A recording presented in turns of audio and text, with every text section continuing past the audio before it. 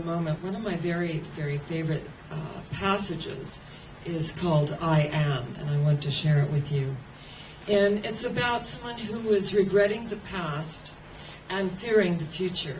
Suddenly God was speaking. My name is I Am. I waited, God continued. When you live in the past with its mistakes and regrets, it is hard. I am not there. My name is not I was.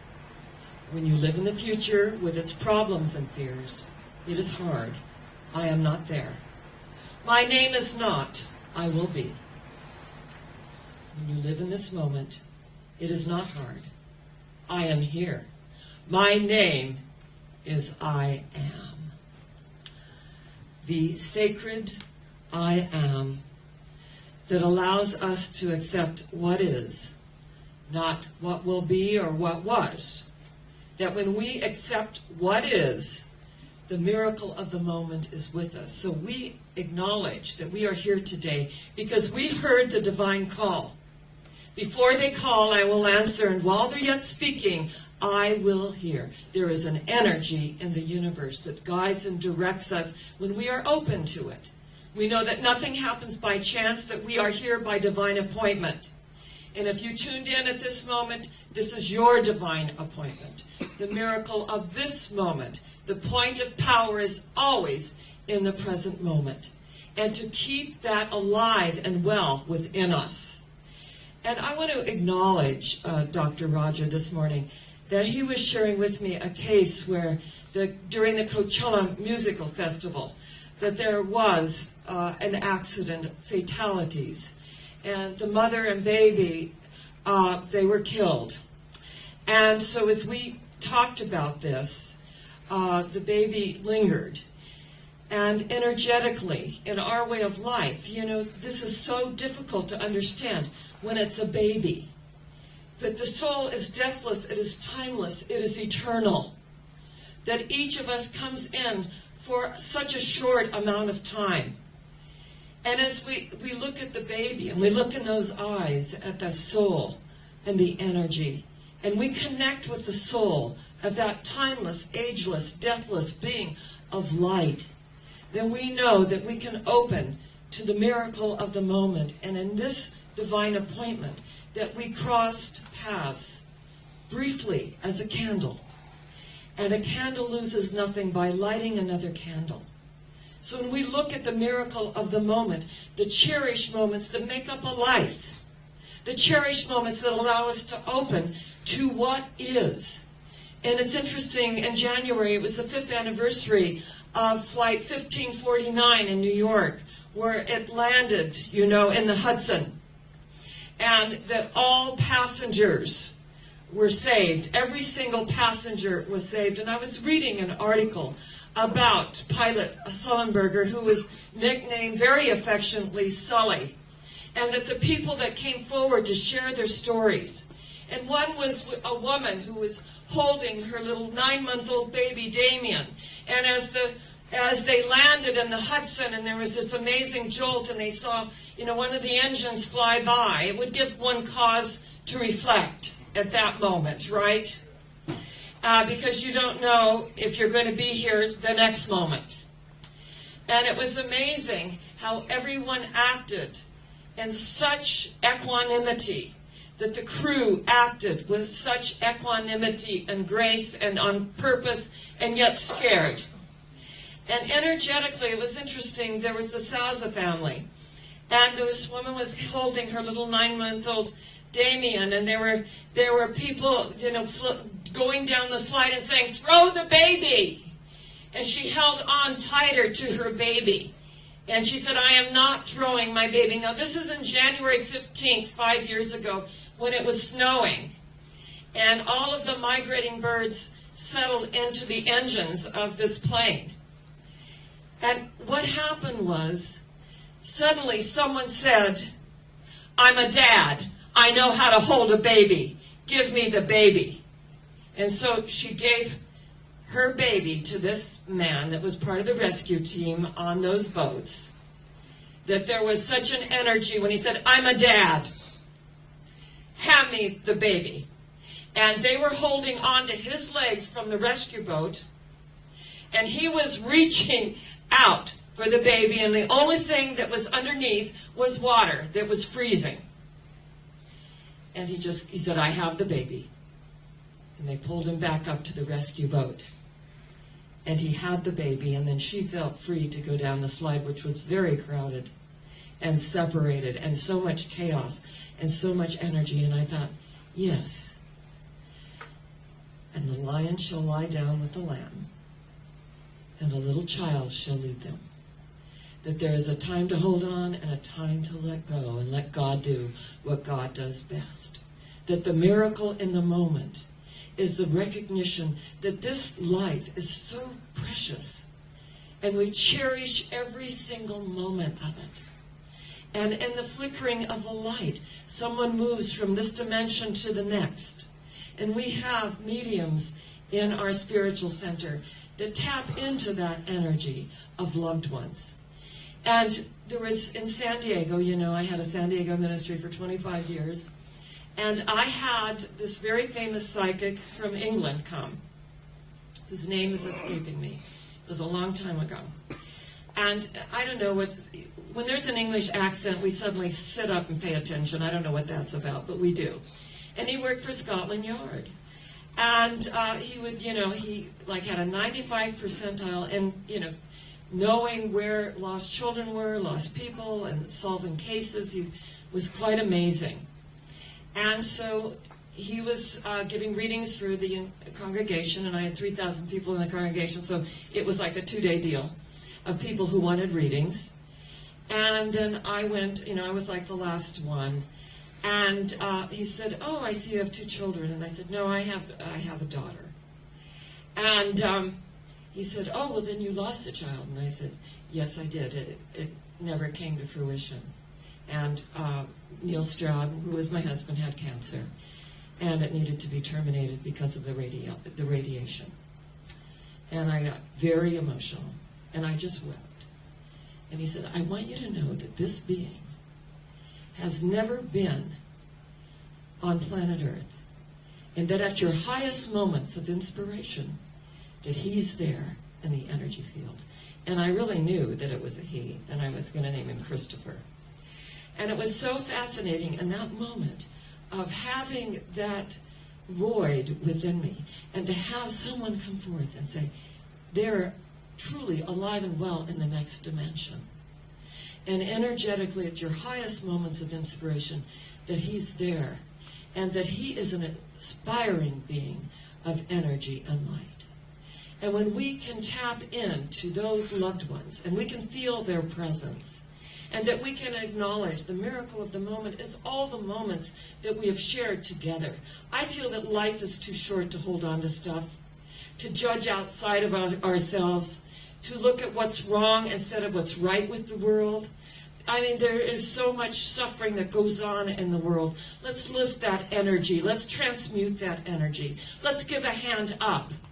And as we give a hand up energetically, something begins to happen inside of us where we begin to really see the silver lining. We live from that place. We're not ostriches. We have discernment. We are not gullible. We're discerning, and we look at things with that eye that sees, and we have ears that hear. We have a heart that feels. But unless we become, as the little child, that loving, caring energy that allows us to be in the world but not of it. And I just love what one of our community wrote to me, who had lost a daughter 2 years ago, who had lost a son-in-law. And she wrote to me, and she had been to a wedding of her granddaughter, and she said, life is so filled with joy, joyous moments. So many more joyous moments than the sad ones. And I am so grateful for my friends, my family, and my spiritual community. And I was so moved by that. Because when Neil Stroud made his transition, his mother said, you never think that you're going to bury your child. You always know that there's going to be a natural sequence. In the ancient Chinese, the very wealthy merchant had the old sage come in to give a blessing to the household. And he said, I wish that your father may pass, that you may pass, and your son may pass. And he thought, what kind of a blessing is that? We're all going to pass. He said, in that sequence. In that sequence. So when we have things that we think are out of sequence, it's because there is a divine call. There is an energy of immortal longings, as Ernest Holmes said. And when these immortal longings take place, then it's up to us to release, to let go, and let God do what God does best by means of each and every one of us who hears that call and who's answered. I just adore Facebook. There was this little comic relief. It was so great. I loved it. I had to repost it. It was this elderly woman in Australia, and she had a Polaroid camera. So she was sitting there in a little cafe, and the chrome tables and chrome chairs, and she saw a young girl, and she asked if she'd take a picture of she and her husband.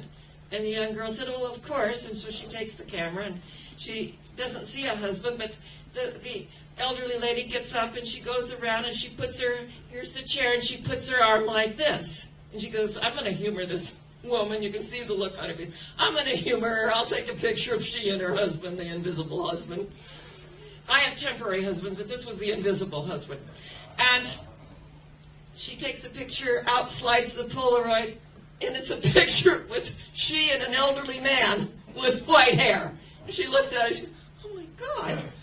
She just, you can just see the expression, and she gives it. Then the elderly lady sees a gentleman, and she says, "Would you take a picture of me kissing my husband?" And she's like this, and she's a little wacko, but okay.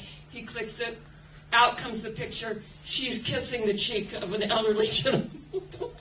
This goes on, for a while, and finally the young woman comes back and said, "What is this?" So she tells her the secret that all these pictures are actually in the camera, and they flip out at the appointed moment. And I just said, all my medium friends are going to absolutely love this, because there's probably more truth than fiction in it, right?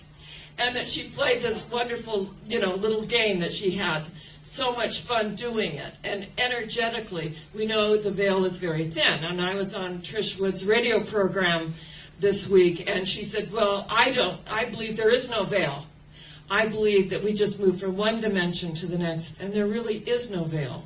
And I thought that was another interesting way of looking at it. So when we look at the miracle of the moment, and that energetically, when we have to let go of something so precious to us, for this mother, it was her 9-month-old baby. For us, it may be a job or a career or a house in this amazing economy and the things that people have gone through. But we are not our stuff. That does not define us. We are the immortal beings of the soul that rise up through amazing experiences, and that we are still here.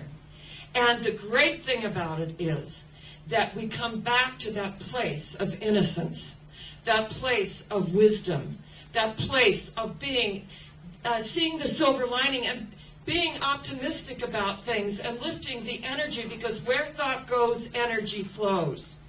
And someone said, "Well, what's the difference between an optimist and a pessimist?" And I said, "Well, when the pessimist jumps off the Empire State Building and goes, 'Here I go,' and the optimist jumps off and says, 'So far so good.'" So far so good. Energetically, that's the space of miracles. That we will, in that moment, God will absolutely move out that hand of grace, or we will sprout wings and fly. That we have that faith as a grain of mustard seed, and we say to this experience, we say to this energy that's shown up at the moment, remove hence, and it does, because with God all things are possible to them that believe. And when we believe so deeply and we live from that space of God, that's where the miracles show up. And unless we become that trusting little child, and that knowingness that no matter where we are in the world, we are in our divine right place. Someone said to me, you go all over the world speaking by yourself. Isn't that a little scary? And I said, I am never by myself. That one goes before me and prepares the way, and as I make my declaration, only the magical, the miraculous, and the mystical go before me and prepare the way. is I become a lamp unto my own feet, with ease and grace. And when we open ourselves to the miracle of the moment, that's where the miracles show up. Is it a physical infirmity? With God, all things are possible. That we bless this body temple. That we bless the energy that allows us to live and move and have our being in that knowingness. That we rise through that experience. And when I went to New Mexico, to Chimayo, there's a place, there's an amazing mission.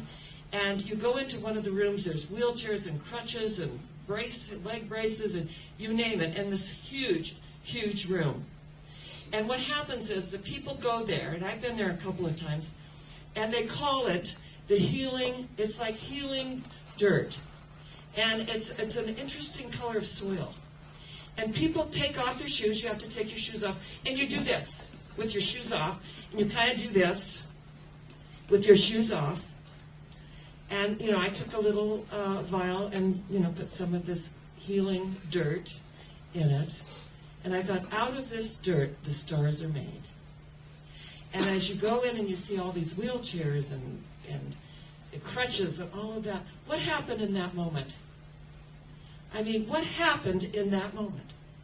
That someone took off their shoes and they just went like this, barefoot, and they walk away healed. What happens when someone goes to Lourdes and they dip into the water of Lourdes and they are healed, and suddenly the crutches, the wheelchairs, they don't need them anymore? What happens in the miracle of that moment? What happens when a relationship that has been estranged suddenly comes together and there's only oneness? What happened in that moment? What happens in the moment that when we have felt, financially bereft and suddenly there is abundance, there is grace? What happens in that moment? There is a shift in our consciousness. There is a shift inside of us where suddenly we can look into the mirror and we can feel self-love. We can realize that one that's gazing back to us is our God self, our higher self, and said, you are a son of God in whom I am well pleased. You are a daughter of God in whom I am well pleased. Your past is gone forever. You arise in this moment, triumphant and victorious. You and God are the majority. That is who we see gazing back to us in this moment. So in this moment, let's make a choice. Let's make a choice to move to the next level. Let's make a choice for our higher self. Let's make a choice to realize that any suffering that we've gone through, that it is absorbed in the joy and the light of spirit, so that we can feel the lightness and the energy of God in this moment. Do you agree? Yes, in this moment. This moment. And what I know is, in this moment, where are we going? Where? Higher yet. Where? Higher yet. Do we believe that? Do we really understand and get that we are going higher yet? Because we said so. And so it is. God bless you.